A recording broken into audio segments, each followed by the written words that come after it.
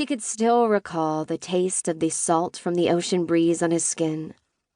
Music had wafted in from somewhere across the sands. The melody so beautifully haunting, it had made her heart swell.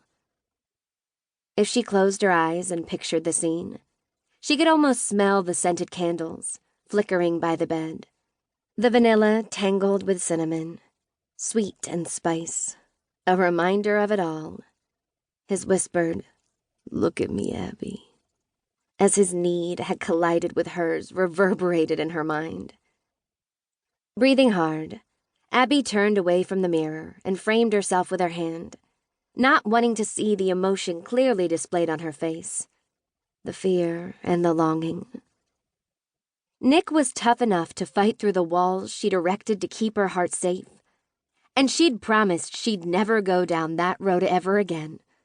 Never be vulnerable. Ever. Tossing the brush onto the neatly made bed, she scooped her hair into a short ponytail. Though her life no longer felt as fragile as it once had, she had been right in believing Nick would shake it up. She held herself just as responsible for that night as Nick. No matter how much he'd blown her preconceived notions about sex to all hell, she shouldn't have lowered her guard.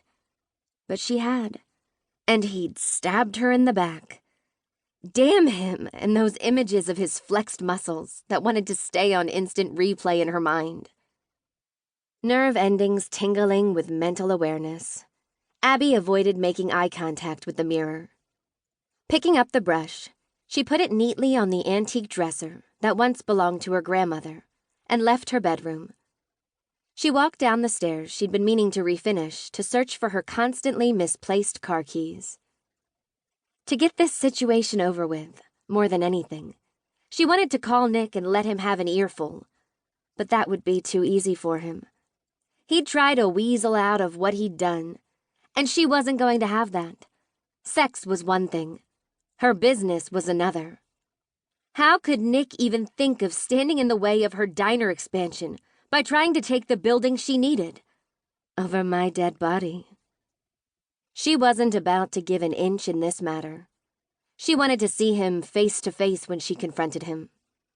He was going to look her in the eye and explain why he'd screwed her over. Her new summer sandals sounded out quick, sharp bursts from the low heels as she made her way across the hardwood flooring and outside onto the front porch. She locked the door and paused for a moment to take a deep breath. The sweet aroma of the flowers and several hanging baskets surrounded her. Growing things always helped her to de-stress. She liked the simplicity and order that came with gardening.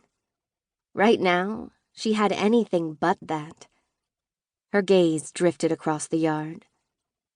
She'd completed the mowing and edging yesterday, right before a cleansing summer rain had fallen. The lawn looked good, except for a stubborn group of weeds that sprouted up near the rose bushes she'd planted in memory of her parents. Those weeds needed to be uprooted and tossed, just like the memory of Nick. But there wasn't a container of weed killer big enough to erase what had happened that night. Damn him, and damn her for falling for his lies. Angry with herself that her thoughts kept returning to him, Abby marched decisively from the porch and across the red brick pavers to her aging station wagon. When one of her next-door neighbors called her name, Abby responded with, "I haven't forgotten about giving you the cake recipe. I'll email it to you while I'm at the diner."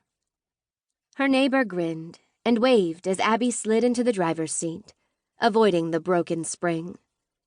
She grimaced when she touched the steering wheel.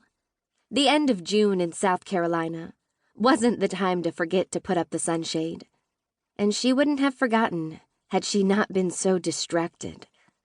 Steering with her palms, she backed the car out of the driveway of the home she shared with her grandfather, Noah. She hadn't told anyone in her family about Nick's ploy, because she'd been afraid what had happened in Florida might accidentally slip out. That could not happen. While she loved her grandfather and sisters deeply, they would want to know things Abby wasn't ready to examine. Plus, she felt